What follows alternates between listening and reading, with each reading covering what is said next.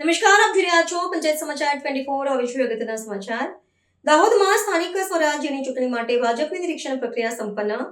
340 બેઠકો પર 1600 થી વધુ દાવેદારો ઉમટી પડ્યા। દાહોદ જિલ્લામાં આગામી સ્થાનિક સ્વરાજ્યની ચૂંટણીઓને અનુલક્ષીને ભારતીય જનતા પાર્ટી દ્વારા ઉમેદવારોની પસંદગી માટે ત્રિદિવસીય નિરીક્ષણ પ્રક્રિયા હાથ ધરવામાં આવી હતી। આ પ્રક્રિયામાં જિલ્લા પક્ષ કાર્યાલય ખાતે દાવેદારોનો ભારે ધસારો જોવા મળ્યો હતો। સ્થાનિક સ્વરાજની કુલ 340 બેઠકો માટે 1600 કરતાં વધુ ઈચ્છુક કાર્યકરોએ પોતાની દાવેદારી નોંધાવતા જિલ્લાના રાજકીય માહોલમાં ગરમાવો આવી ગયો છે।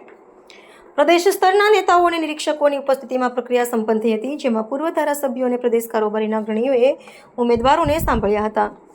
આંકડાકીય માહિતી અનુસાર તાલુકા પંચાયતની 254 બેઠકો માટે આશરે 1200, જિલ્લા પંચાયતની 50 બેઠકો માટે 240થી વધુ અને દાહોદ નગરપાલિકાની 36 બેઠકો માટે 200 જેટલા ઈચ્છુકોએ પોતાના ઉમેદવારી પત્રો રજૂ કર્યા હતા। દાવેદારોની આ વિપુલ સંખ્યા દર્શાવે છે કે પક્ષ પ્રત્યે કાર્યકરોમાં ભારે ઉત્સાહ અને આકર્ષણ રહેલું છે। હાલમાં અન્ય રાજકીય પક્ષો દ્વારા કોઈ નક્કર રણનીતિ જાહેર કરવામાં આવી નથી, ત્યારે શાસક પક્ષમાં ઉમેદવારી નોંધાવવા માટે લાગેલી આ હોડ રાજકીય વર્તુળોમાં ચર્ચાનો વિષય બની છે। આગામી દિવસોમાં પક્ષના મોવડી મંડળ દ્વારા ઉમેદવારોની અંતિમ યાદી જાહેર કરવામાં આવશે।